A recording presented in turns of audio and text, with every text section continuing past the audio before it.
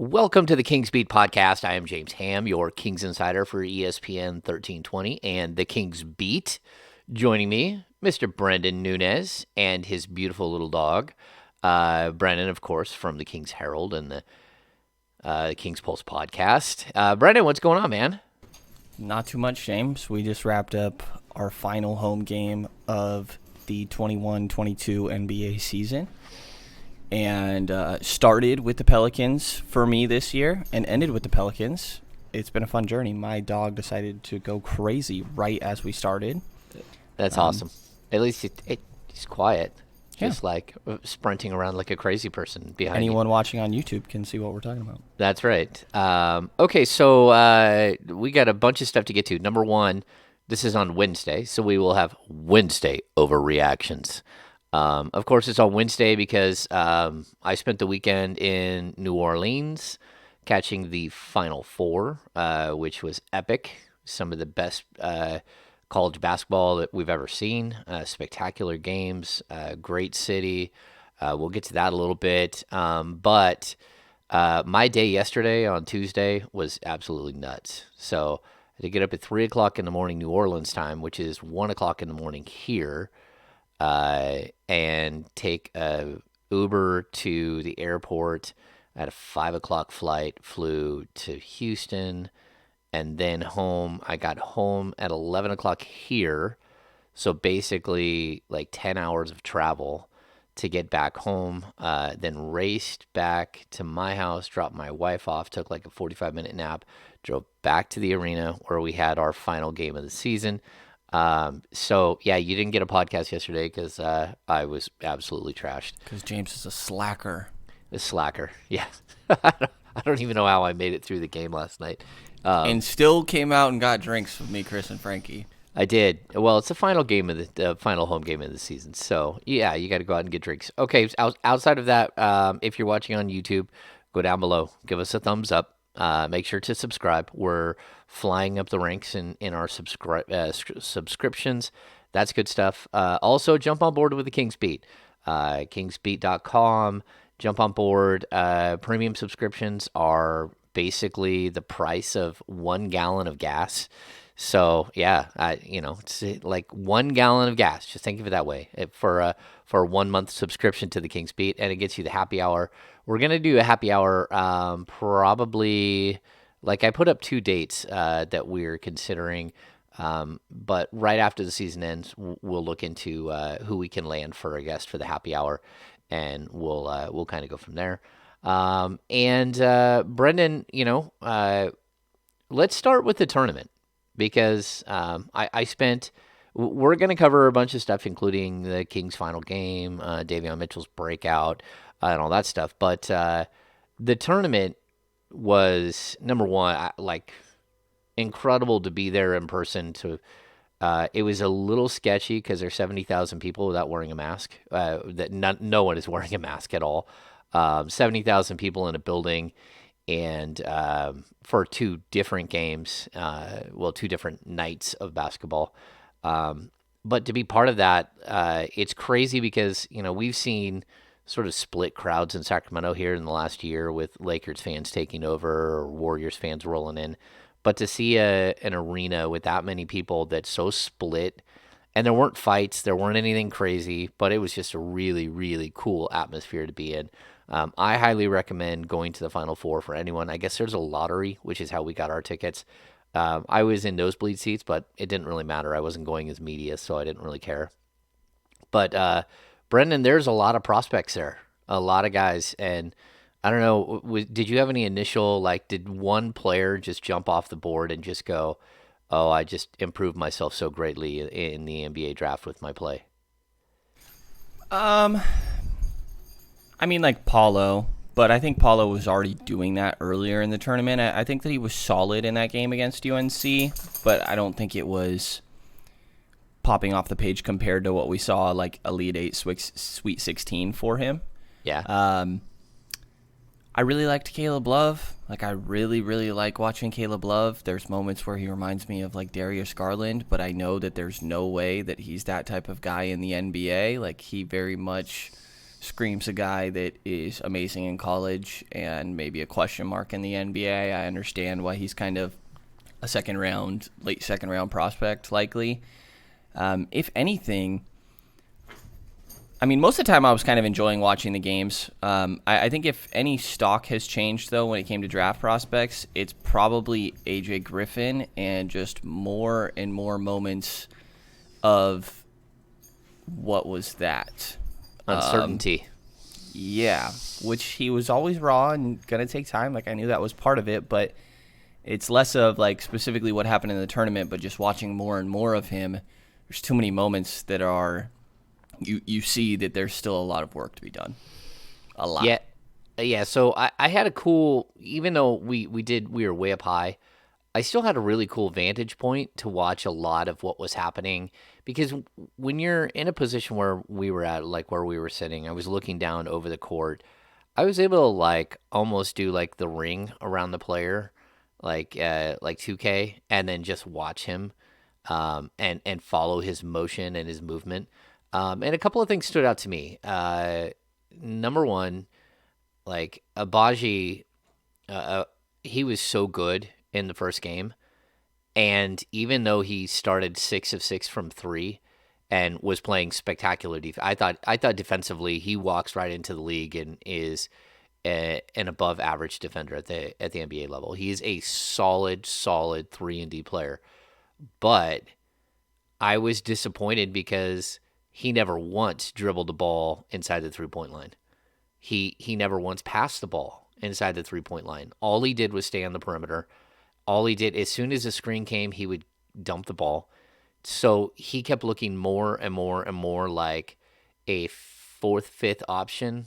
And I think when you're looking at players and you start to see like a standard 3-and-D player, when you're looking at a 3-and-D player, first of all, teams make huge mistakes where they try to take high-end prospects and then make them into 3-and-D players. You're better off going out and getting, if you just want a 3-and-D player, then go get him because he's going to be a really solid 3-and-D guy, right? And he knows his role, and he's good at his role, and he's a senior, even though he's only 21, and he's going to come into the league, and I think he could play close to starter minutes in year one, year two, for sure. But I'm watching and I'm like, okay, there's the limitation. That's why your pick 12 through 20 probably, right? And then I watch AJ Griffin and I was totally disappointed with what he did on the court because he didn't show enough. He wasn't able to do enough. He didn't hit any of his shots, which was a disaster. Defensively, he was young and, sort of he made quite a few like young player mistakes. But I still saw more from him than I did from Abaji. And that's because, he's dribble drive. He has a different skill set. His ceiling is higher. His floor is lower for sure than Abaji, but his ceiling is so much higher that I see why one of them is a number 5, 6, 7, and one of them is a number 12 through 20. Does that make sense? Absolutely. Yeah, like AJ Griffin has the shooting that you also see from Baji, but like you're saying, AJ Griffin puts the ball on the floor. There's moments where, okay, if you would have finished that would have been really nice. Or driving and kicking, like I think there's flashes of passing from AJ Griffin that you don't quite see from Abaji. There's even just more length and maybe not strength. Like Abaji's certainly not a not strong player or anything like that, but AJ Griffin has a little bit more size on him as well. Mm-hmm. Yeah, and there's a difference of 3 years between them. Yeah, experience is a crazy thing, like you cannot replace experience. And I think that that's one of the things that stood out so much, that even though one of them doesn't have experience, you can see the potential. And then the other one, to be fair to Abaji, he was much better in the championship game. He actually had a couple of drives, especially a couple of drives late. And I started to wonder, has Bill Self just like completely like put him in a box and left him in a box and not allowed him to do other things? And he clearly wouldn't be the first player that's ever happened to. And I think the problem that you have is that when you see a player who like we didn't even really see him dunk. Maybe on a fast break or two, he got out in the open court. But like I started having Ben McLemore nightmares where like coming out of college, he could really, really shoot it and he could really dunk. But we learned very quickly that he couldn't do anything in between those two things. There was no handles at all. There was no passing ability at all. And I thought Abaji made a couple of nice passes late in the game to create for others that again opened my eyes a little bit. Like, okay, maybe it is just a skill set that he's being limited. And so that made me a little bit more intrigued. I still like if there's some way that the Kings got a second first round pick and you swung for the fences and somehow landed a big time a big time stretch four with your first pick, I would come back with just a guy say like Keegan Murray, James. It's okay. Yeah. Oh no. Yeah. Yeah. I mean that's again like I would put Keegan Murray in the same category as Abaji. That's where I kind of come away where I know who you are. Like I get it.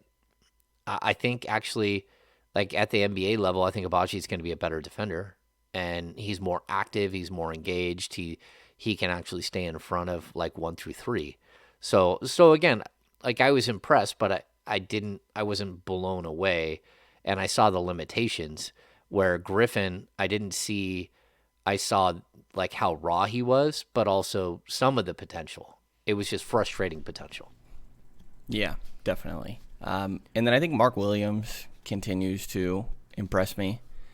Yeah. He just looks like an NBA big man. There's I don't know why I'm drawing a blank, but the Kansas big man you can tell is just kind of athleticism. Yes, athleticism, yeah. Very foul prone, almost like D Jones-esque in a way. You know who his body motion and stuff looked like? It reminded me of Andrew Bynum. Okay, I see it. Sort of blocky through the chest. Like all of his motions are high, skilled, very, very skilled, but probably not an NBA player. Right. And then Mark Williams just does all the little things. He's a good screen setter. He's a good rebounder and puts it back really well. I thought that he had good hands. He's a guy that is definitely interesting to me when you're sitting around kind of like the 20 spot. Yeah, I think he'll probably go anywhere between like 14 and 20 as well. Yeah, he reminds me a lot of a guy like Clint Capella. Like he's your natural rim runner. I think he does have some major potential as a defender. One of the downfalls is he got in foul trouble in every game, in both of the games that I was there for. And that's going to be a problem. You can see that's going to be a problem at the next level. He's got to learn how to stay out of foul trouble. And then, probably the best player out of everyone. And I still don't know why I don't think he'll be in the draft this year, and I don't think he'll actually get drafted, is Baycott. My goodness, man. What an incredible rebounder. Like, you just don't see it. Like, what do you have, 22 in the Final Four game, and in the championship game, he had another huge night before he had, like, the tragic ankle injury. But he's so big and strong and smart, and just like he's a bull in a china shop. He's just running through everything, and grabbing every single rebound possible. Yeah, he and to watch him power through the ankle injury until the final, what was it, like 48 seconds or so that he went down, and he looked destroyed. I can only imagine. That must have been such a tough experience to go down and have to watch the very end of that game. But yeah, I mean, to see the mental toughness to power through that on top of all the skill sets that were on display throughout this entire tournament and this entire season for him, like, there's definitely, and it's not in a way where you don't see it translating. It's not just being bigger and stronger than everybody else. It's doing a lot of the little things right, setting good screens, doing your work while the ball goes up so you're in good position to rebound, and he's a very physical player. And I mean, I think seeing in that final championship game when his physicality wasn't fully there, or not his physicality, his athleticism wasn't fully there, but he was Yeah. still able to be effective without it. I think that's a sign of there's something here because like a player like say, I mean, I guess we can use like Marvin Bagley is very reliant on his athleticism. If he doesn't have his athleticism, is he still going to be able to do much of anything out there? I'm not sure. So to see a guy where he does properly use it when it's there, but also be effective when it's unavailable, I think says a lot about the intangibles and just how smart he is as a player. Yeah, I totally agree. I enjoyed watching him play. To me, if they would have won, he was clearly the MVP of the Final Four. And I would have even said that there's a shot he should have won the MVP even though they lost. And then there's the end of the when he does roll his ankle, and to me that looked like a full dislocation. I don't know if you watched but the floor moved, and so I think there's going to be some major questions about that floor very specifically. It looked like the floor gave way when he took his big step, and that's when he lost his when his ankle rolled. Yeah, that's just not good. So In the Final Four or the championship game? in the championship game, Okay, I didn't yeah, realize the floor. No. yeah, and then like the one thing that also stood out. I mean, that was a catastrophic ankle injury. Not there wasn't like bone sticking out, so it wasn't Paul George, right? But that was a catastrophic ankle injury. And that dude got up, hopped to the other end of the floor on one leg, and got in position to play defense. And then they were able to get a timeout. Absolutely gritty, gutted it out play. Yeah, he was so impressive. Like, he's a guy that, like, you kind of want on your team, you know? Like, even though he's probably not going to be, like, stellar at the next level, like rebounds per minute, he's still going to get you a ton of rebounds per minute. He's a guy that somehow will figure out a way just because he's really good around the basket. And so, yeah, I was super impressed with him. Let's focus in on Banchero for a minute. Um, did he improve his stock, or is he who you thought he was? I mean, I think, like I said, the Final Four game that he played against UNC, I don't think he improved from that point. Like, I think he improved his stock to me in the previous games, and then you saw more of the same in that Final Four game. I think I've been really impressed with him being the initiator, him getting aboard and bringing it down himself. I think has been surprising to me just how often that he was kind of initiating their offense, and the self-creation is maybe a little bit more consistent than I realized, how often he's able to create space. I still have questions about how much space he's exactly creating against what isn't great defenses. You know, like when he goes against NBA defenses, is that amount of space still there? But I mean, you definitely see it. You know, there's physicality, and he has all the skills of putting the ball on the floor and going through guys, finishing at the rim. He's shooting the ball decently from all three levels, really. I definitely see it. I'm still skeptical, but throughout the entire tournament, I do think that he raised his stock, but there's only so much room. Like, what, he raised from like 4 to 3? I'm still not putting him above Chet or Jabari myself. Yeah, I think the bigger question would be if somehow you landed the third pick in the draft, you're the Sacramento Kings. You're going to finish with the seventh worst record in the NBA. You're going to finish with the seventh highest lottery odds, which we can go through that in a few minutes. But if you landed number 3, did he do enough to say, I would take Paolo Banchero and not trade the pick? No. No? Okay. Not myself, no. Because I think the fit with Domantas Sabonis is still very much a question to me.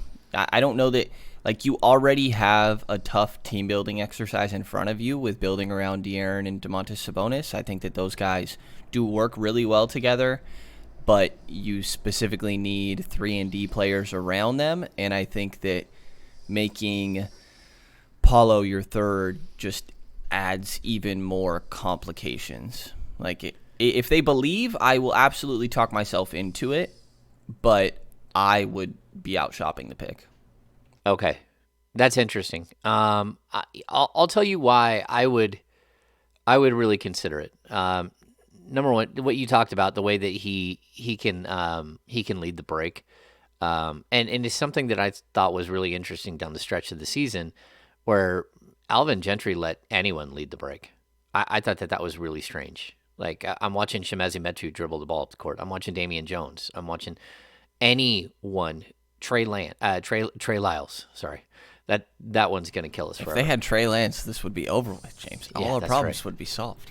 Yeah, and hey, shout out to the girl who does the lady who does a drawing every day of Jimmy Garoppolo waiting to be traded. It's one of my highlights of the day. Like There's the no one, way she thought she was going to have to do this many drawings. there's no way she thought that was gonna happen. And the one where she has Jimmy Garoppolo like putting the gold jacket on Trey Lance is spectacular. I mean, like, yeah, his Hall of Fame jacket. Anyway, like Alvin Gentry lets anyone lead the break, right? And not that I think Alvin Gentry will be the head coach of the Sacramento Kings next season. We'll get to that in a few minutes. We just keep pushing things off. But I definitely, when I look at Paolo, the one thing that stood out was all of these big men just kept getting in foul trouble for Duke. So, Mark Williams had like two quick ones in the finals game. They brought in their backup, which I can't even remember his name, and he ended up with four fouls in the first half, and they couldn't do anything to keep Baycott off the. That's where it was, right? Yeah. So I thought that when they put Paolo on the big man, I was so impressed with his defense. And it wasn't like his team defense. He didn't stand out like huge. He's not a big shot blocker. But I thought position wise, he's the one guy. It wasn't until the midway through the second half that he picked up his first foul. And you're like, wait, the other guys couldn't stay on the court at all. How is it that you just picked up your first foul and you're defending the same guy they are? You're doing a really good job on him. And he flew in for a couple of big rebounds, which I thought was nice. Like he showed me he can rebound outside of his zone. He showed some ball handling skills. The top of the key 3-point shot that he has, spectacular. I would love to see more of him in the corner. But again, this is where we run into the college game and how coaches limit players completely at the college level. They take away huge chunks of their game. We're hearing like Chet Holmgren is showing like a third of what he can do as a basketball player. But that's just kind of the way it goes when you go to a college program. That's what you have to put up with. You got to play within the system, and you're surrounded by really good athletes that also have their role. So I don't know. Like I would definitely consider at number 3 Banchero. I would. It would be tough. It would be tough to trade the pick because I know he's going to be. I would say, at a minimum, he's probably 3 years down the road gonna be as good as John Collins, and I think that's a minimum. And so that's where I come to the question of like, waiting a couple of years isn't going to be easy, but I still think he's going to be solid while you're waiting for him to improve and to get to who he's going to be. But at the end of the day, between saving that kind of money and not having to give up other assets, now you're looking at like, okay, maybe you can do this. Maybe Sabonis and Fox can, hold this thing together and you add other pieces while you wait for a guy like that to develop. And again, maybe I'm wrong, but I was more impressed with him because of the little things that I saw him do than I was disappointed. I thought he was the reason why they're in the game. Absolutely. I should have mentioned him on defense because I was definitely impressed there. He definitely holds his own. I see him as a plus defender. And some of the weak side rim protection, I think, kind of surprised me in a good way. And what it comes down to for me, like the difference between like him and Chet, because both are technically, I think, like questionable fits offensively when it comes to their shooting. They both have shown the ability, but it's not great when we're saying we need good 3-point shooters around De'Aaron and Domas. Yeah. The difference for me is that like Chet, to me, has like defensive player of the year type. Like you're getting Chet for defense and you're getting Paolo for offense.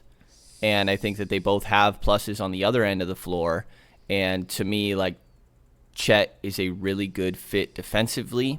And then Paolo is like a questionable fit offensively. So it's kind of the difference for between them for me. And I know that you weren't comparing the two or anything like that, but kind of where I'm at there. And then when it comes to like being patient for a guy like Paulo, or say you want to say AJ Griffin or Benedict Mathurin, whatever one of these guys, I was kind of talking about this with Chris and Frankie yesterday. It's like there just needs to be eventual progress. They're not going to come in and change everything year one, but those guys are, maybe I'm wrong here, probably going to be better than Chimezie Metu or Trey Lyles or Mo Harkless in year one.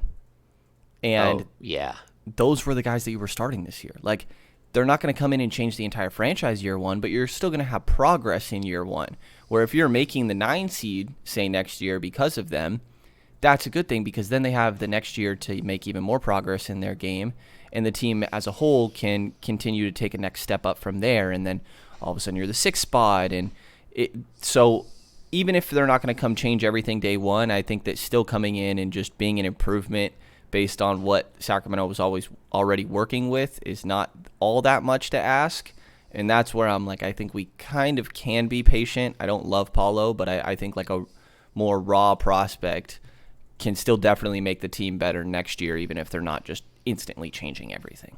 Yeah, that's a really good point. Yeah, I think that all 3 of those guys make you a better team. Like, do they make you leaps and bounds in year one? No, but they make you a better team. Even in year one, you're a better team. And that doesn't mean that you can't have, a guy like Trey Lyles still on your team. I mean, he's so cheap, like $2.6 million. You're going to pick up that option no matter what, I think.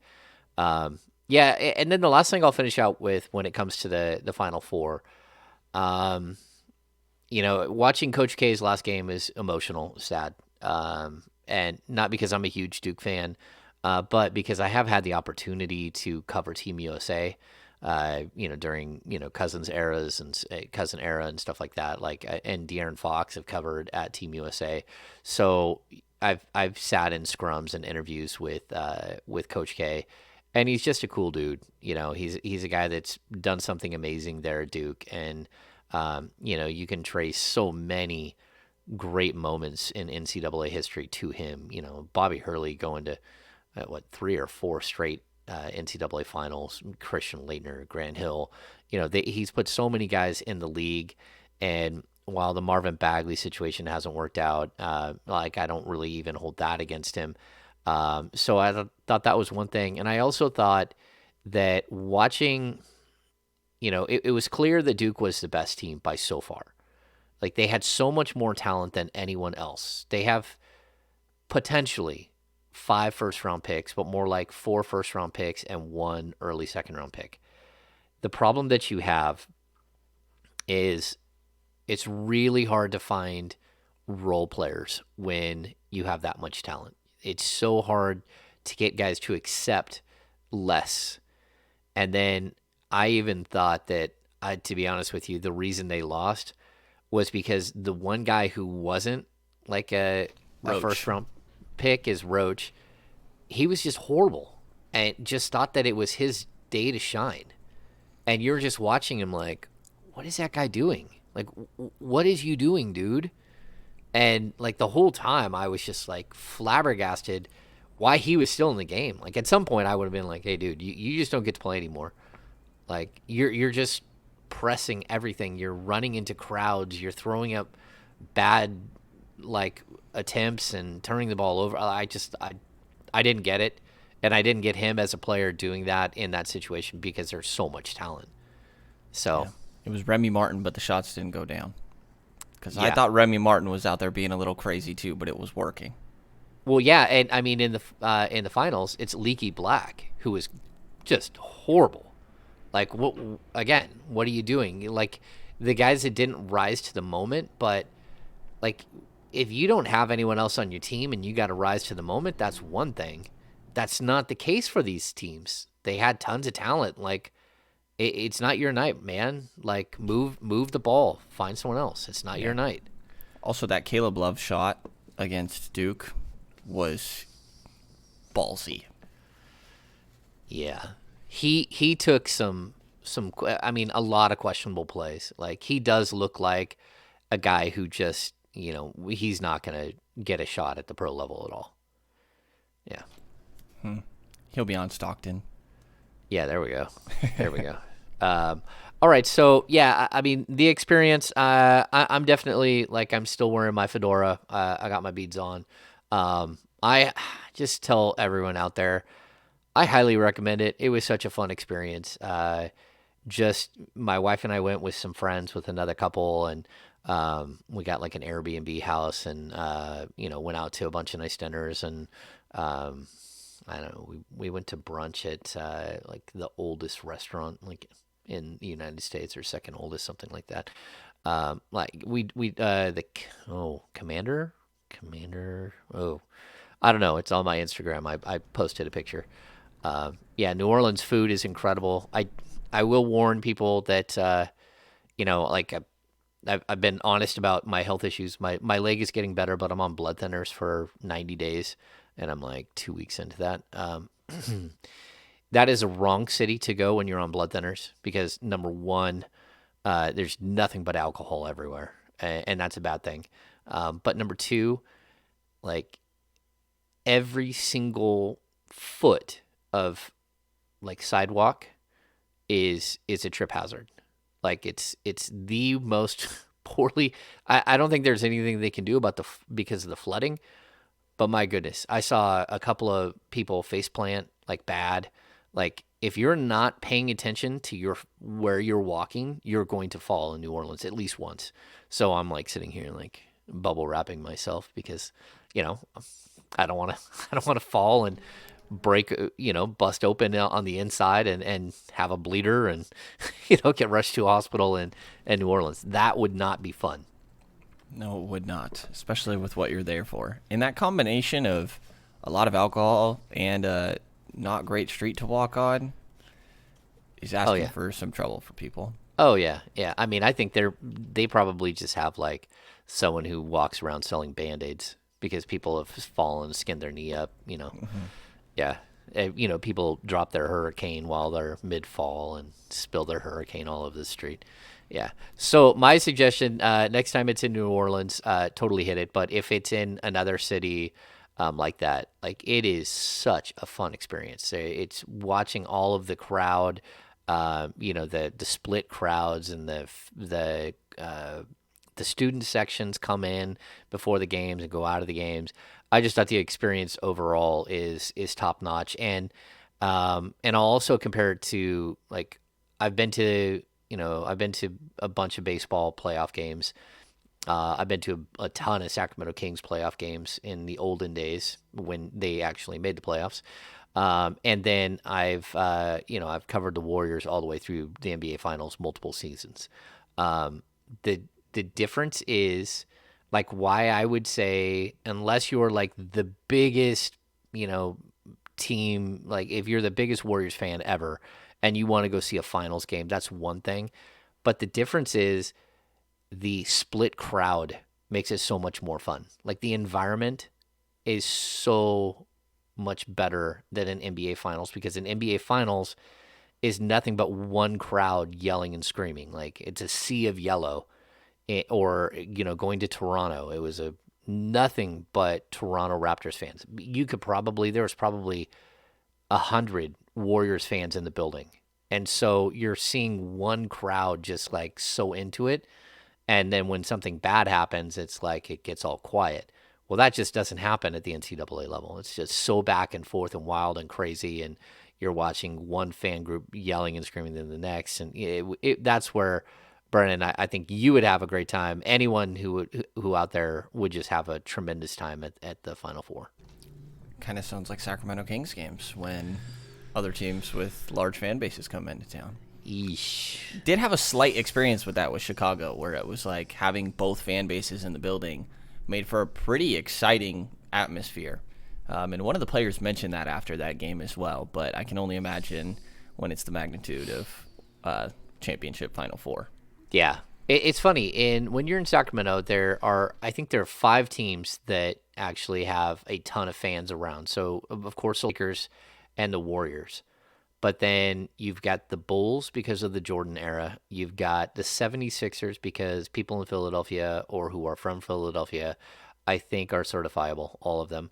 And then the other one is Boston, where like it's a sea of green. And having Boston in Sacramento the day after St. Patty's Day, I mean that if you're selling tickets, that's a dream situation if you're the Kings. And then they had in that week, I think they also had the Bulls, right? The Bulls traveled heavy that week, and then They did. yeah, yeah, Yeah, it definitely was interesting. Phoenix had a lot of fans, but also obviously Phoenix is just really good right now. It's probably not a historic thing that Phoenix has had a big fan base in Sacramento or anything like that. But yeah, definitely interesting. And we won't be back at Golden One Center for Summer League, sadly. yeah. The California Classic, we're hearing it's kind of been a murmur behind the scenes for a little while. But it looks like it's at Chase Center this year, which to me, that's a huge disappointment. So I don't know. Like if I'm the Kings, I wouldn't have given that up, especially next summer. The Kings have part of the finals. I mean the road to the Final Four next year. They have the first two rounds of the tournament, and I think you could have broken up your like if you did the tournament and then the California Classic every other year. I think that would have given like a different feel and vibe. But yeah, kind of a bummer there. We'll have to carpool down to go see the California Classic. Jabari. We'll have to go watch Jabari. Yeah, against James Weissman, third year Yeah. James Weissman. Yeah, and Kaminga and Moody and like all the Kings fans like, oh, we could have had Moody. Yeah. Myself included. Yourself included. Yeah, that's right. That's right. Let's get to Wednesday overreactions because it is Wednesday and not Tuesday. We're doing the podcast, of course, on Wednesday because of the travel schedule. And just so I'm clear on this, we're going to push Thursday's podcast to Friday because there's no reason to go back-to-back days. We'll wait till we have a little bit more of a break here. So we'll do Wednesday and Friday for the podcast this week, and then right back to normal Tuesday and Thursday next week. But our Wednesday overreactions, Davion Mitchell, 17 assists. He's better than Tyrese Halliburton. What are your thoughts? That this is the Wednesday overreaction segment. I think that Davion played 40 minutes as the only point guard on the team. I don't want to downplay it. Yeah. He 17 assists is 17 assists. It's extremely and it could have been impressive. 20. Easily could have been 20. Yeah, absolutely could have. So I guess I shouldn't start by downplaying it. Like Davion has shown a lot of growth as a passer, growth as a finisher. I think his two-man game with Damian Jones specifically has really evolved, and we've kind of seen the growth there. So I do think that we have seen a lot of progress when it comes to his vision and playmaking. I don't think that you're seeing like advanced reads, but I think he's getting better at the passes that he was kind of already attempting earlier in the year, and that is very much a good thing. Like I asked him post-game of what you're doing right now obviously isn't the same when Fox and Domas come back, but how does this translate? And he's like, well, when those guys draw attention, they can swing it to me and know that I'm going to make the right play pretty much. And I think that you are seeing glimpses of that. Okay, so over his last 8 games, Davion Mitchell is averaging 40.9 minutes. He's shooting 44.6% from the field. His shooting has come down over the last like 3 games. He's shooting 32.4% from 3. He's averaging 19.4 points and 9.8 assists per game. His turnovers are also high at 3.9, which is a little uncharacteristic, but I also think it speaks to him figuring out how to be that guy. He does make some mistakes. He did dribble a ball or two off his feet. He does get frustrated with himself. But like I don't want to take anything away from him because this is kind of one of those things that we talked about early in the season. I never thought he would get this opportunity to run the show. And so I thought it would take 2 or 3 years to see him develop as a passer. And I said in the beginning of the season that I did not think that he at this stage in his career was a primary ball handler. He's not another passing option for the Kings, like a creator for others for the Kings. And so I thought early in the season, and like my opinion is still the same, he wasn't ready for that early in the season. And I never thought he would get the opportunity because you had De'Aaron Fox and Tyrese Haliburton. But now we're seeing him like running the show. And I still struggle to see how that's going to translate when he's not the primary guy. But he's still shown me that if De'Aaron Fox goes down for a week, that you're not just totally up a creek without a paddle. And I think that that's good because De'Aaron Fox does go down for a week almost every season. I think one season he played 81 games, and the one game he missed was because the medical staff said you played too many minutes. Outside of that, like he usually misses 10 games a year, and you got to figure that out. So I'm impressed. I'm impressed with what he's doing. I like his stop and pop. The arc on his jumper, it still surprises me that that's where they went with his jumper and that it's worked so well. But I think what it's done is it's taken some of the legs out of his jumper because I think he ran his legs into the ground a couple of times this season. Yeah, especially recently. Like, he's guarding the best player on the other team, and he's asked to get 20 and 10 a night right now in these recent games. So definitely asked to do a lot. And I think what I've been most impressed with him recently is that he's doing just that. Like, the defense that we know Davion Mitchell for hasn't gone away or lessened because he's had this offensive burden. You know, I think that we're still seeing him make an impact on the other end of the floor. He came out after one of the games and said, I'm ready to play another 40 minutes right now, which I don't know if I believed him, but I love the mentality. And Davion, I think, absolutely believes himself when he says that. Yeah, I think that I hadn't considered the whole, De'Aaron goes down for a handful of games every year, and now I can trust Davion to be that guy alongside Domas because I do feel that way. So, yeah, this is all good progress for Davion for sure. I also am kind of ready for this year to be over. I'm not going to lie. You're ready for this year to be over? Come on. I don't know what I'm supposed to take all too much from these final games, especially when Neemias is not getting all that much run. Yeah, let's talk about that. Queta played 10 minutes on Tuesday night against the Pelicans. Come on, Alvin. Yeah. Seriously. And I want to give mad props to Damian Jones for being by far, everyone wants to talk about how good Davion's been. Damian Jones has been the star of the last 10 games. He's been the one guy who you're like, man, I just didn't know. He has fully taken advantage of his opportunity on the offensive end, on the defensive end.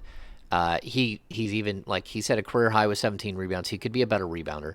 But, man, he's made himself, he's earned a 2 or 3 year contract in the offseason, whether it's with the Kings or someone else. But to not play Queta, it just seems to me to be the strangest thing because the season's over. It was over when you're getting clubbed by the Warriors. And he didn't play against the Warriors, right? He did not because Alex Len was available. And Alex Len played 4 minutes. Is that right? No, Alex Len might have not been available, but Golden State doesn't have a backup center. They play really small. So Sacramento was matching that. Yeah, because that works. Mm-hmm. Yeah. No, I mean, really. What we've seen is all of a sudden we're going back to 3-guard sets that don't work and you get clubbed. Yeah. Len didn't play and neither did Queta against Golden State. Yeah. So I don't know what Alvin Gentry's the why. And to me it's kind of frustrating because even last night's game, he should have played 20 minutes. What do you got to lose? And why do you put him in and then pull him back out and use Trey Lyles and Chimezie Metu on the floor instead of him? What exactly does that help you in any evaluation at all? You're never going to play Chimezie Metu and Trey Lyles together in a game ever again. I don't think both of them will be back on the roster. But there's no reason to do that. Like, that doesn't make any sense. So why not at least give him a shot? And, I don't know. We'll have to see what they do here with him. But, I think they've done him a little bit of a disservice here just because this season's been over for like a week and a half, and the Kings refused to acknowledge it. And they were waiting until they were fully eliminated. And then they just absolutely got clubbed by the Warriors. And it was like, okay, well, this thing's over now. But even still before that, you knew that you're coming into that game, that your chances were so slim. Like, why not play him? Why not give him some experience so he can have a moment or two like a Damian Jones, like a Davion Mitchell, and let him kind of find his sea legs and see what he's doing. And I'll say this too. His body looks 100 times better. I'm super excited to see what he does this summer to recreate his body once again, but he is no longer dragging his body around, and he's had some mean picks. He's very good screener for sure. I thought there were a couple times he was defending pick and roll, and again, there's only 11 minutes played last night where he turned his hips too quick. But those are things that when you're getting used to NBA speed, that he's going to be able to go back and watch film and understand where progress needs to be made. And he gets an opportunity to kind of do that for these final 3 games would be the idea, but he just didn't get that much run against New Orleans, which is pretty questionable to me. And in those, talked about like D. Jones needing to improve as a rebounder, or still could be a better rebounder because he has been phenomenal recently. Damian Jones had 4 rebounds in his 29 minutes. Queta had 4 in his 11 minutes. Queta is definitely a plus there. There's passing potential. I think it's still definitely just potential right now. But the screen setting is there, the physicality. Like, he is a big guy when he's out there too, and sometimes Sacramento just needs some size. So I am with you where it's like I was most engaged yesterday when Neemias was in the game. He hit a mid-range jumper at one point, which was kind of cool. He was totally out of control before he shot it, but then he pulled up and it went in. Yeah, we need more Neemias. That's what I'm watching the end of the season for. I'm not going to lie, James. Yeah, I mean, he has moments where he's totally out of control, but that's because he's struggling with the speed of the game. Like, we talked about this. Like, it's like, the college game is like a Volkswagen bus, and then the G League is like a Honda Accord, and then the NBA speed is like a Ferrari, like, or a Tesla. Like, it's 0 to 60 like so fast. You're like, what in the world is happening?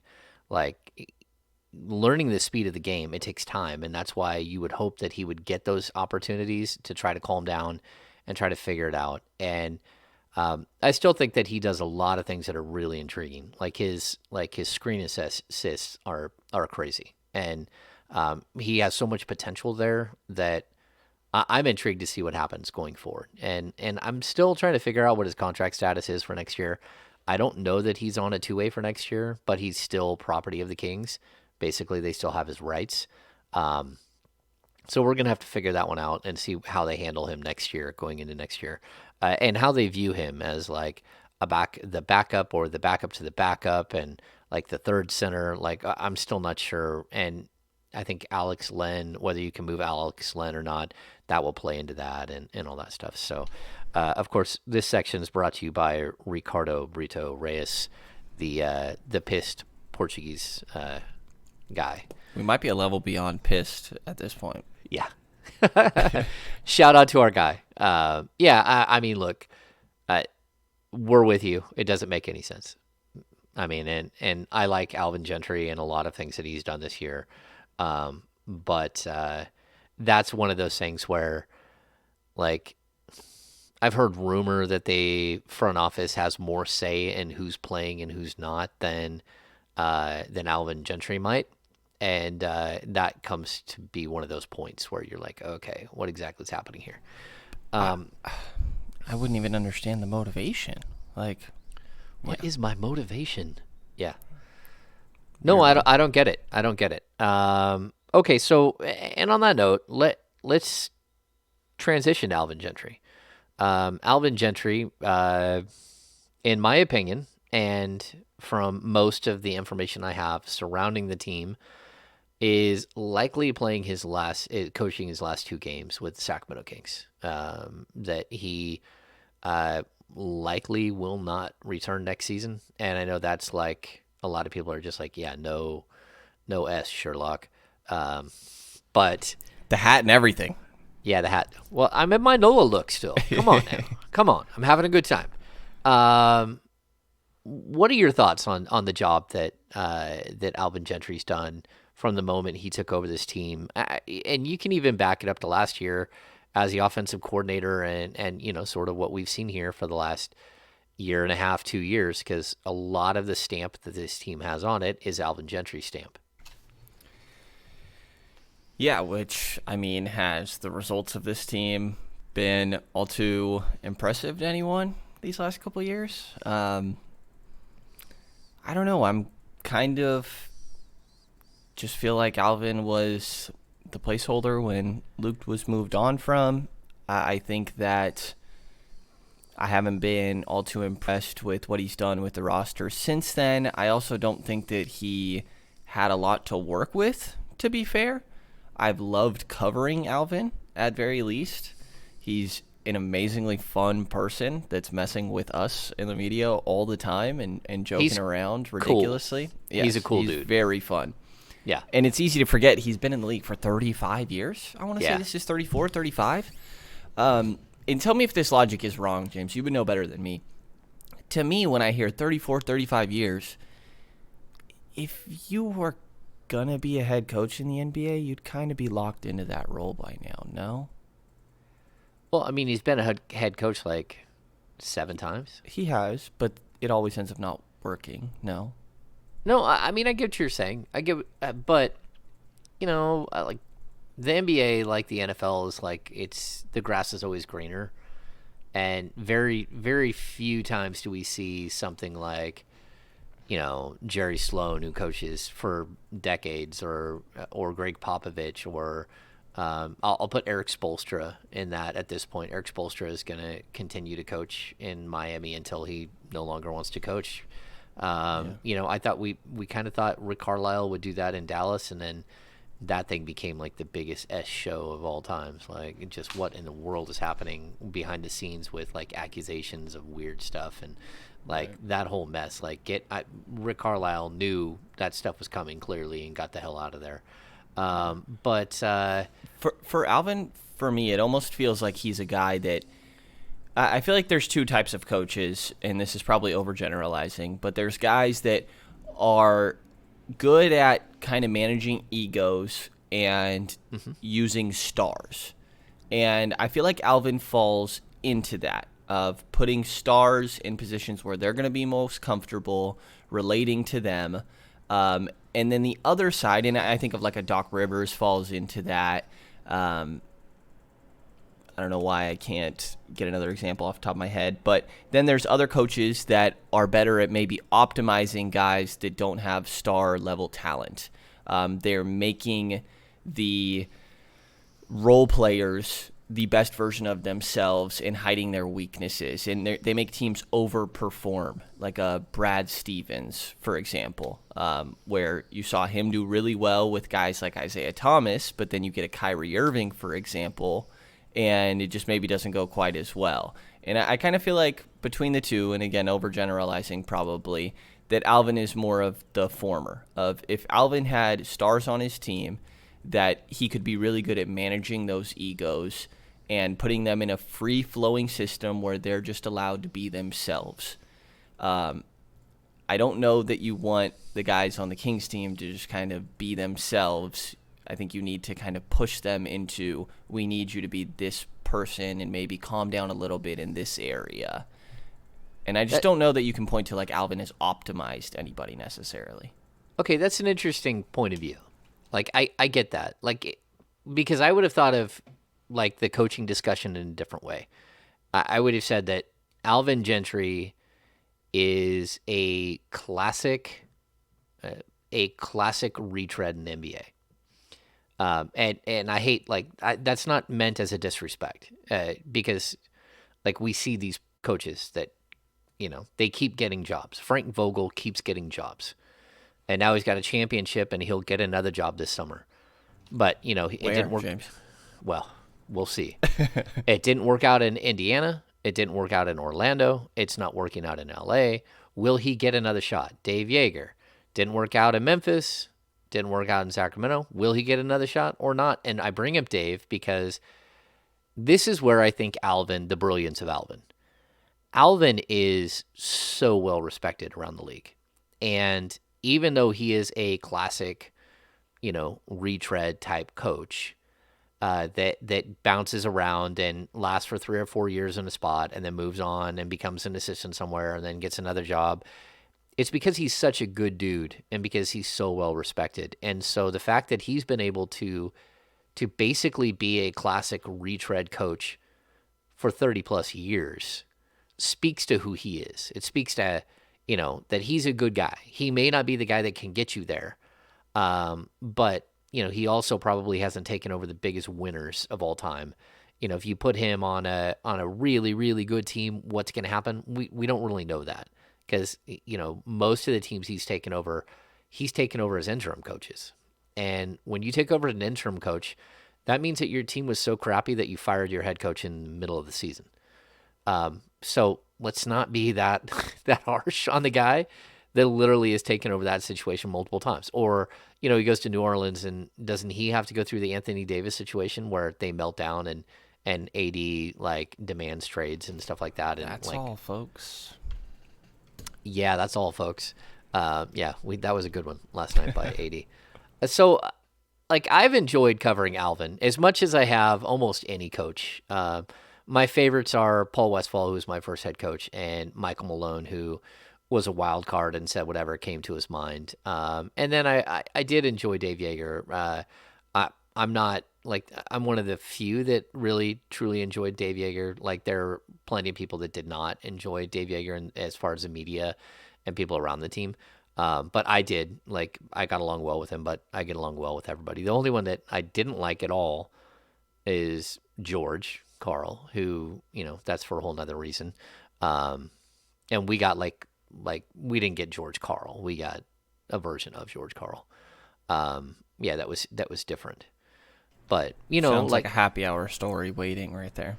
Yeah, there we go. Yeah, we could probably do that on the happy hour. Yeah, why I could care less about George Karl. And George Karl was at the Final Four, because he got inducted in the Hall of Fame. And shout out to George Karl for getting inducted in the Hall of Fame. George Karl fully deserved to be in the Hall of Fame. And I think the way he treated people probably cost him 5 years of waiting.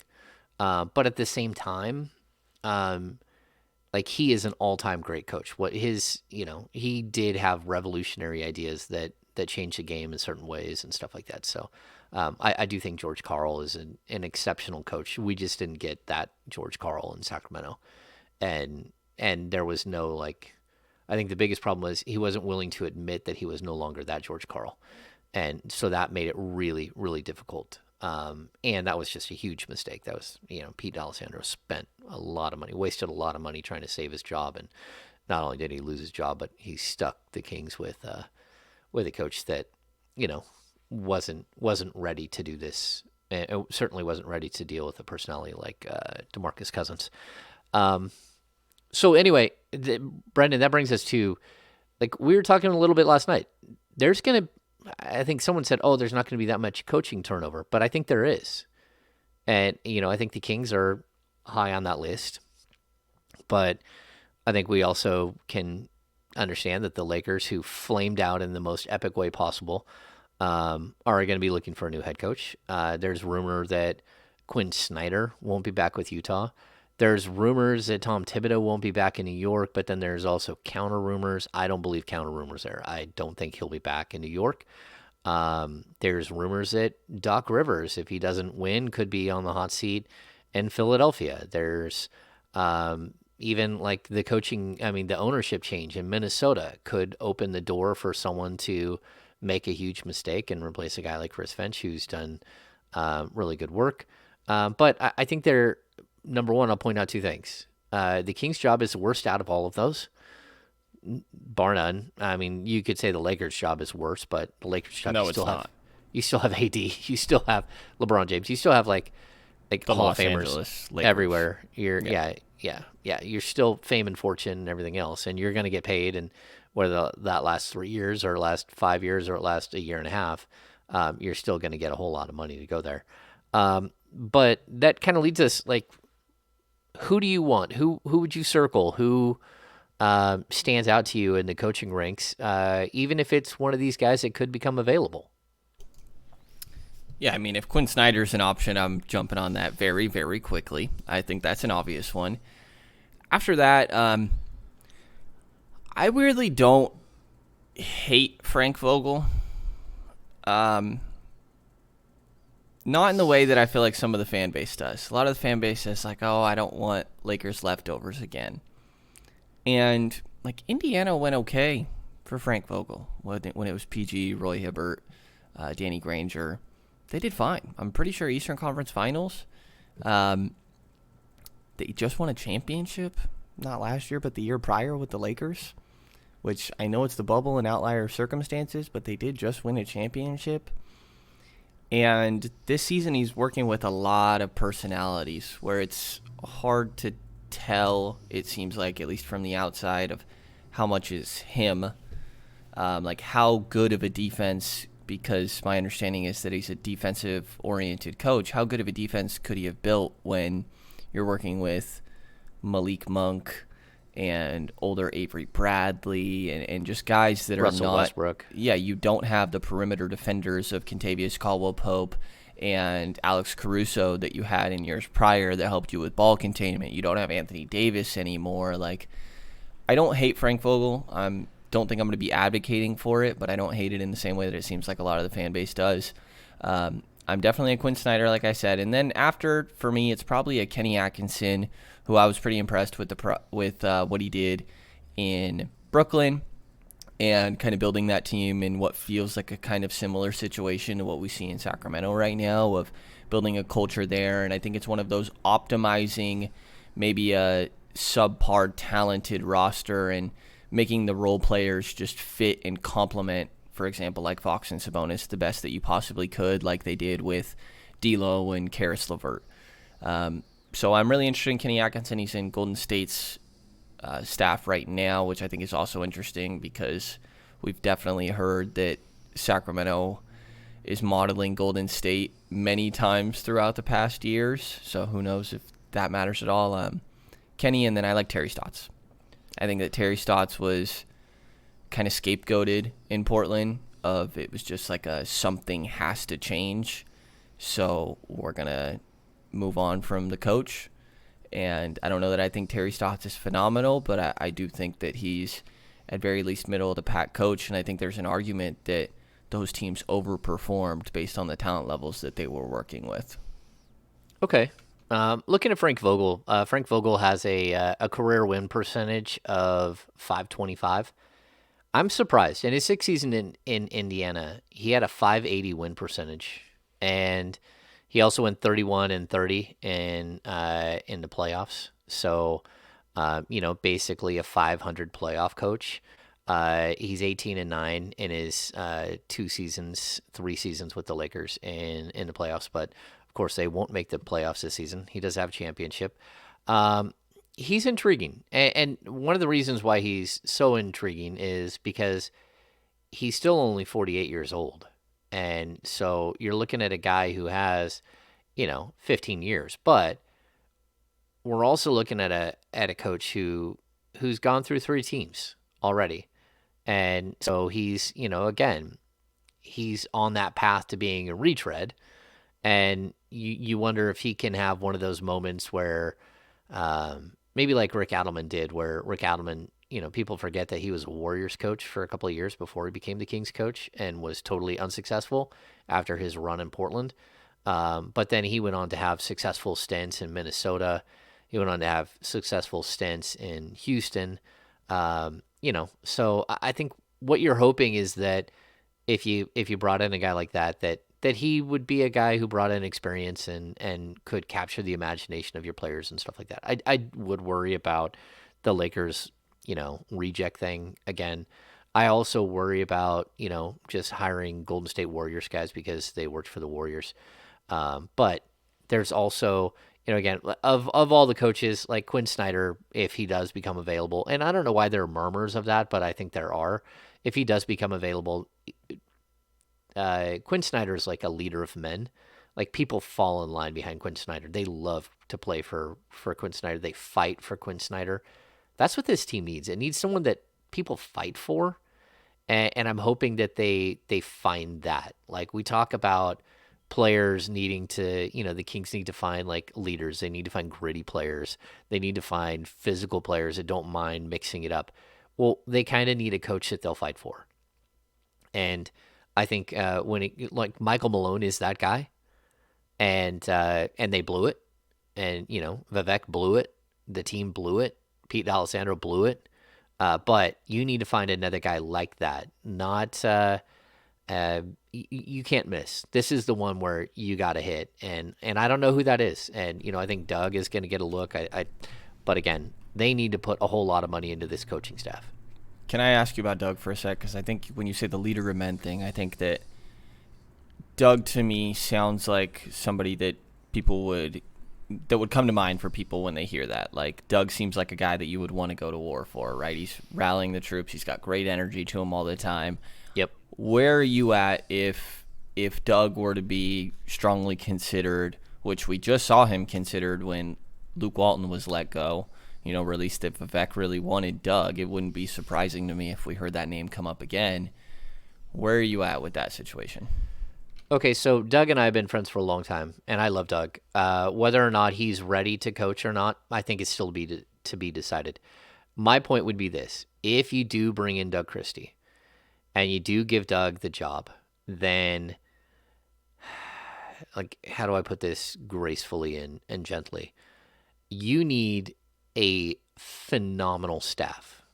And the Kings do not have a phenomenal staff. You need a veteran, like, right hand man, like an Alvin Gentry working alongside him.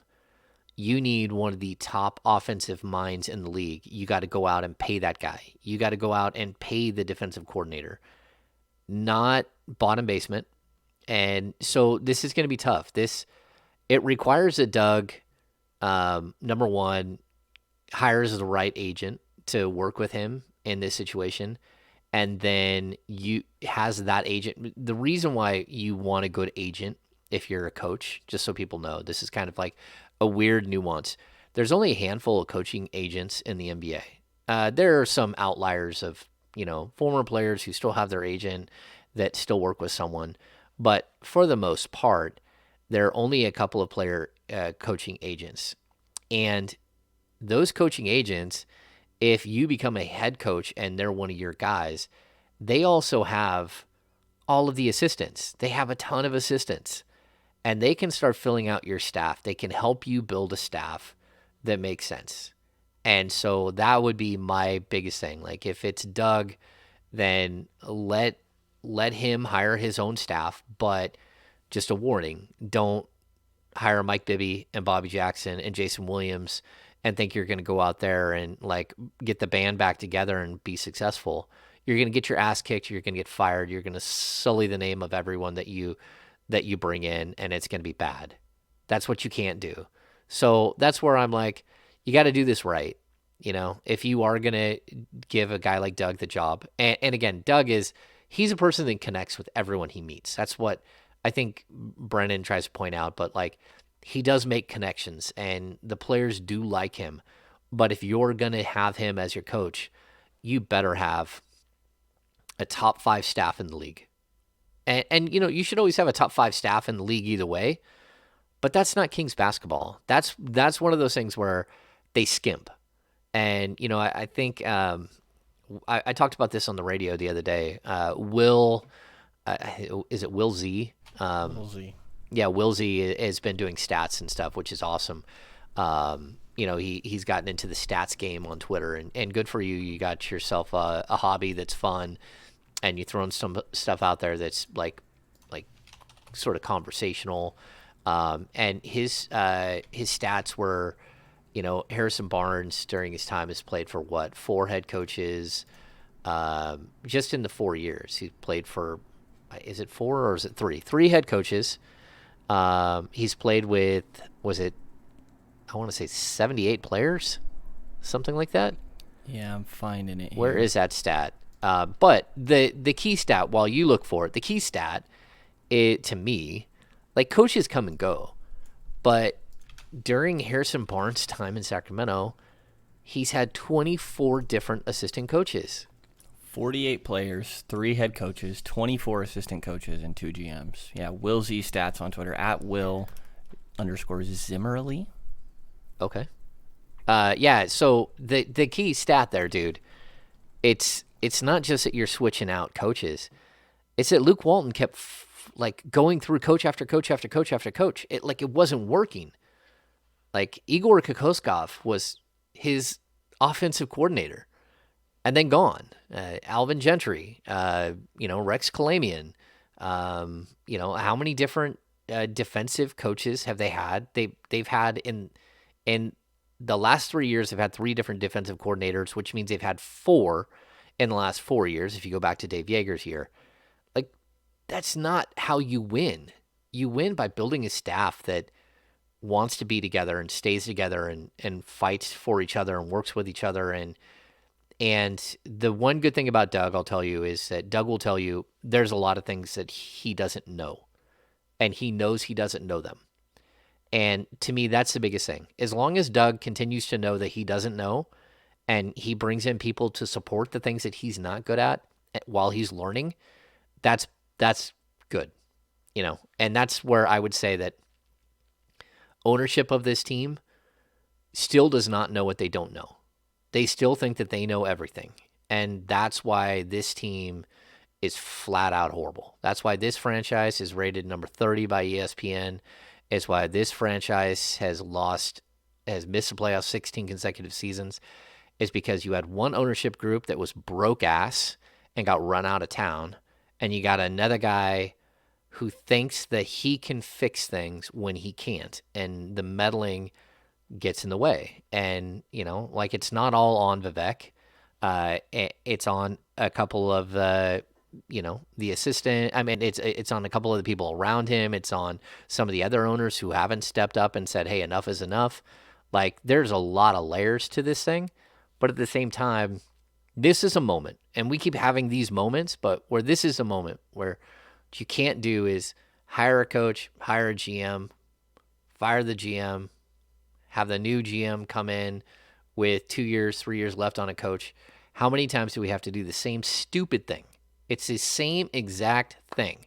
Like if you don't get it that you're doing just the same thing again and again and again, I don't know what to tell you. Like The definition of insanity. yeah, it's a definition of insanity, but it's also, what it's a definition of? Losing. Incompetence. Yes. Losing. It's a definition of someone who still doesn't get it. Get out of the way. Let your basketball people make decisions. Get out of the way. That's it. If you can't get out of the way, you're going to string this thing out to 20 years. You will not have De'Aaron Fox. You will not have Sabonis to build around. You're going to screw it up. Like step aside. It's time. And it's hard for people. I get it. But work on the business side. Work on the other side. Make as much money as possible, on the other side. And put your focus away from basketball and let the basketball people do the basketball decisions. Yeah. And hopefully they make the right decisions themselves. All the management on basketball sides, basketball operations and all that. But, hire the people that you think are going to do that and then let them fully build out their vision. And I think that, there's an interesting conversation of consistency and the idea of, Harrison Barnes, for example, been through however many coaches so why would we go get another one? And it's like, well, because you still have to get it right. You don't just keep around the wrong guy. Yeah. So, keep swinging and even though you miss. Even again, I really like Alvin Gentry. I do. But, I think he's a good guy. I just think that, again, at some point you have to go with someone that's the right age, the right – I don't want to make it sound that way. You need to, go gamble with someone that's going to be here long term. that's going to fit in and have an identity, build an identity with the team, and carry this thing forward. And I just don't know that the Kings will do that, because they tend to just get in their own way. Like, what I don't want to hear is the murmurs around that, well, this was Vivek's guy. And it's like, man, well, then it's not Monty's guy. So why are you even there? And if Vivek's guy still sticks around while Monty's guy is hired, It's a a little whole money. other dynamic. Yeah. Yeah. But I also, I think at the end of the day, Doug does know that, like, this isn't easy. He's learned some lessons here about this season, about what coaching is like, and and he wanted to coach so bad for so long. I know that this is one of those moments where reality meets your expectations, and reality kind of meet each other, and you're like, okay, this is different than I thought it would be. Yeah. Yeah. Makes sense. They absolutely have to get it right this time around. They do. So, I mean, because there's so much riding on it. Okay, I was going to do like a top Kings priority thing, but I think we're going to skip that because we've run long on the other stuff, and we'll get to the business of basketball. The business of basketball. The business of basketball. Okay, so, Brennan, how many games did you get to go to this year? How many home games? Of the 41, probably 30? That many? 25? 20? Somewhere in there. I have every You just single keep one of changing the my... number. I know, I keep going down. It's at least half of them. I 'cause keep my name tag every time, and I have a whole lot of them built up at this point. I want to say it's probably like 25. Okay, cool. Yeah, because I know you've caught the last 8, right? The final 8. Yeah, you were I in. was there for Luke also, so... Yeah. No. So you've had the full experience, and this is my 12th season covering the team, full time, like every day. My first home game was the third one of the year. Oh, that's good. Yeah. Okay. Yeah. So you have had quite a few opportunities. So, like between 25 and 30. That's good. It's a good sample size. It's kind of like you're a rookie who played like 60 games, but there are those other 20 games that you didn't play. So, Yeah, at least I'm not Neemias Queta, so... yeah, exactly. You did get more time than him. That's for sure. At 12 years, and I'll say, like, Sunday I missed a game. I missed a Warriors Kings game. That's the first game I missed in a decade. The first home game. So, and I did watch it. I watched it on my phone, and I watched the Houston Rockets game on my phone as well. And I didn't put out 6 thoughts, but I did have some thoughts on the Rockets game. But like, it's a marathon, right? So that's kind of my question. Like, what did you learn? What was your biggest takeaway from this experience? Because I was having a good time watching you throughout the whole season and seeing the ebbs and flows and all that stuff. But yeah, what were your takeaways? There were a lot of moments where I probably said the wording, yeah, I feel like I'm in a good rhythm now.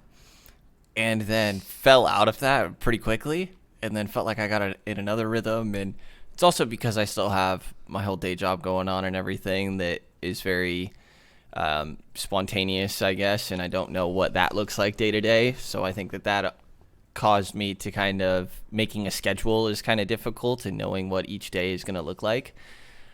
But I mean, I think a lot of it, especially at the beginning, is kind of just feeling comfortable and like confident of, for example, like the Tyrese thing, of when Tyrese is giving me a hard time, not just like nodding my head, but instead like talking back a little bit and messing around, or when we're at a practice and he's walking away saying something, or like most recently, like HB's walking away after the Golden State game and say, hey, are you giving Josh Jackson a hard time about the game tomorrow because it's UNC Kansas? Like little things like that, I think, make a difference. And Sam Amick's wording, and you've echoed this and everybody has, of telling me pretty early in the year that 90% of it is just showing up every day. Kind of rolled my eyes a little bit. I was like, 90%? I don't know. It's because there is stuff all the time. Like every day, there is, between all the practices, shoot arounds that you and I are always going to.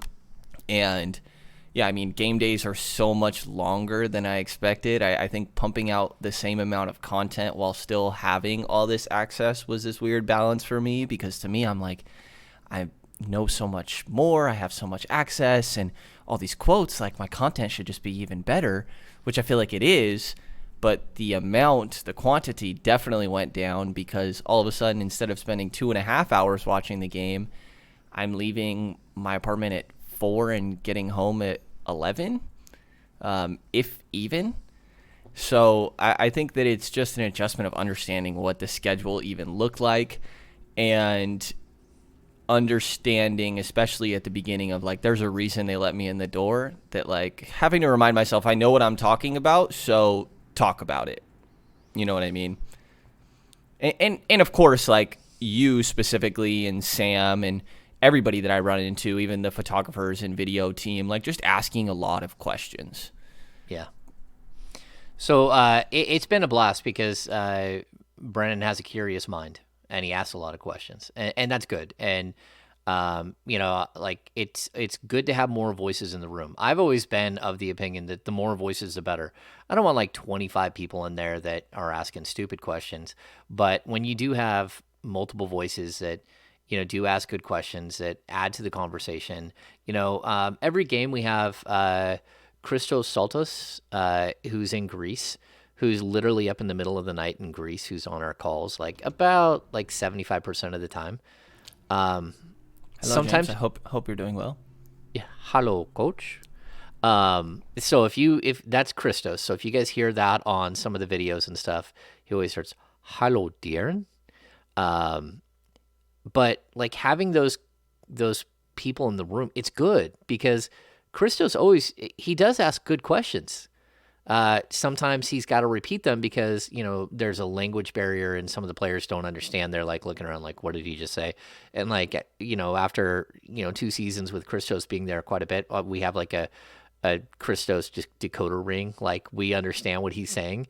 But like, all of these voices in the room are a good thing.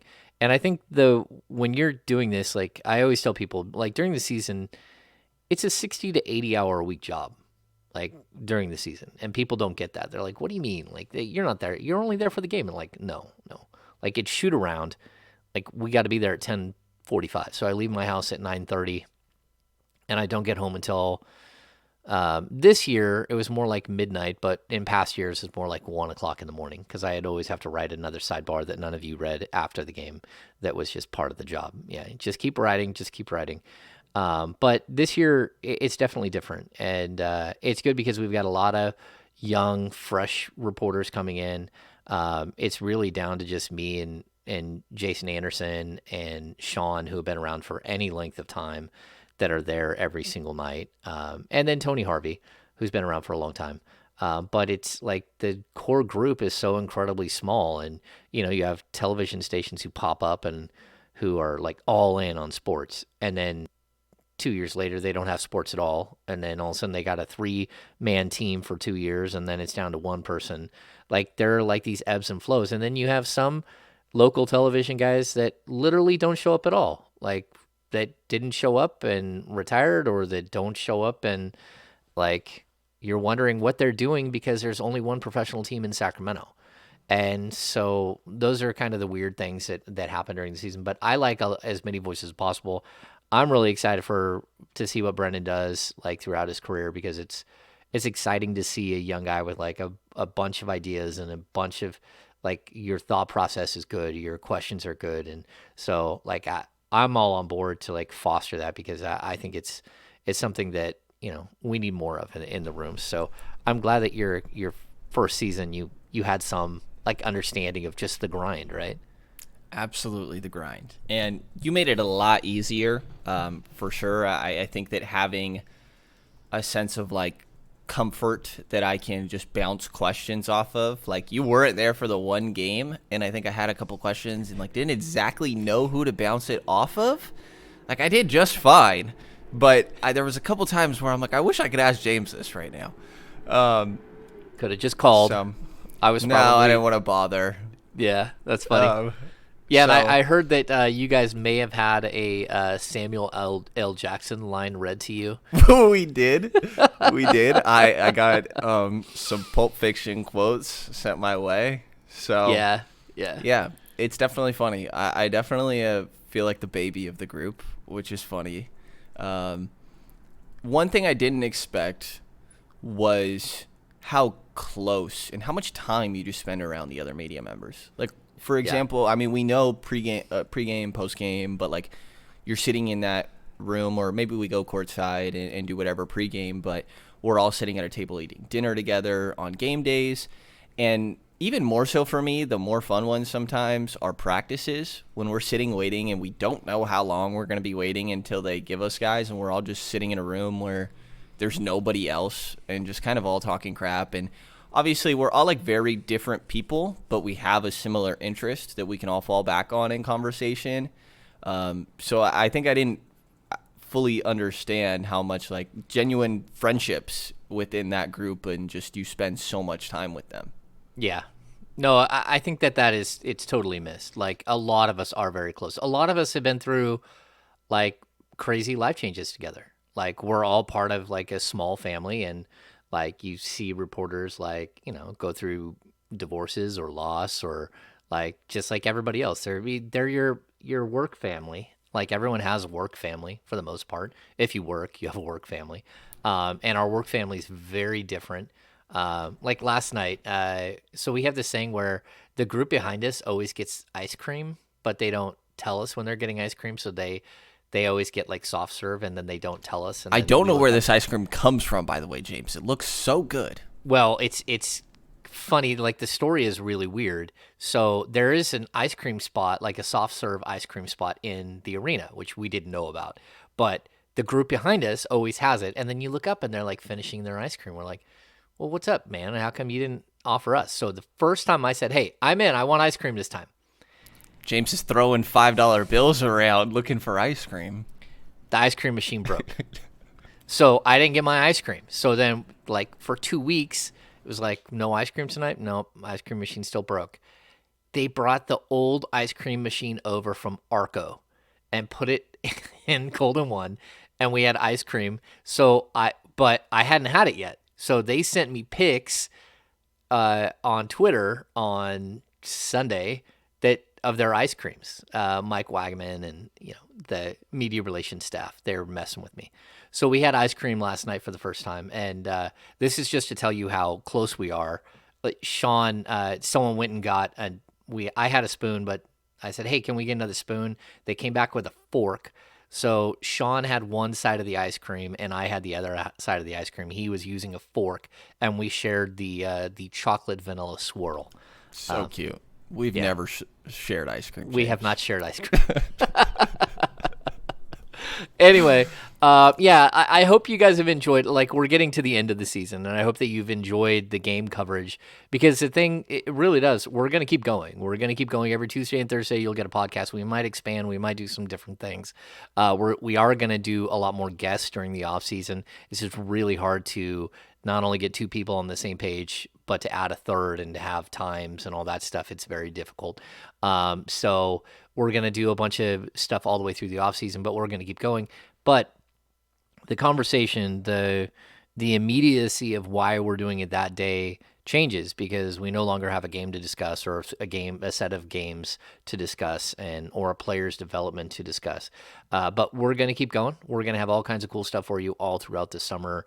Um, you know, I'm sure we're going to have some emergency podcasts next week as we discuss like where the Kings are going with their coaching search, if there is in fact a coaching search, which, just so you know, we're expecting.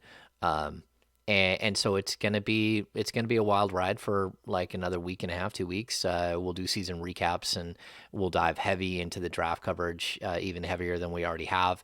And we're really gonna like feed you so much crazy content that it'll be spectacular. So jump on board with the Kings beat. Give us a rating and review down below. Give us a thumbs up. Subscribe everywhere. do all that stuff. Brenden, do you have any final thoughts? I don't, because I felt like I did earlier, and I totally lost it. You had a No. final thought? Yeah, no thoughts going on in my head right now. Okay. I think my final thought is this.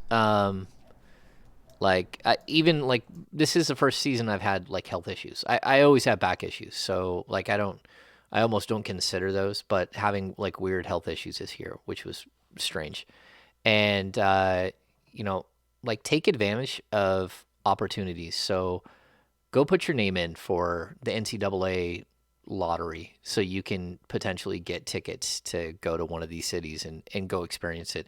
Go to the California Classic. Go experience some of these things because like look, life is short and experiences mean a lot more than, you know, when just about anything. So that would be my thought for everyone out there. And I'm glad that Brenden is getting this experience because your first season was an experience. And now you got to build on it. It becomes more of a job, more of a grind. But that first season, it's nothing but experiences, new experiences. Lots of new experiences, definitely, and a lot of working through nerves sometimes. And I feel like I do a decent job of not showing that I'm nervous, but internally kind of sweating a little bit and just kind of checking a couple boxes of, okay, I did it one time, and now I don't have to freak out about it. There we go. All right, that's going to do it for this episode of the Kings Beat podcast. We will be back on Friday this week. We already discussed that. It's going to be a weird schedule. It's good seeing everybody. It's good to be back in Sacramento after a wild weekend in New Orleans. Make sure to subscribe. Jump on board with the Kings Beat. You can find all the descriptions down below. Jump on board and get some of the Kings Beat merch. We got all kinds of stuff in stock. Oh, Brenden flashing the Kings. We also have that in T-shirt form now. So jump on board with the Kings Beat. So for Brenden Nunes from the Kings Herald and the Kings Pulse podcast, I am James Ham. It's good seeing you. We'll see you on Friday.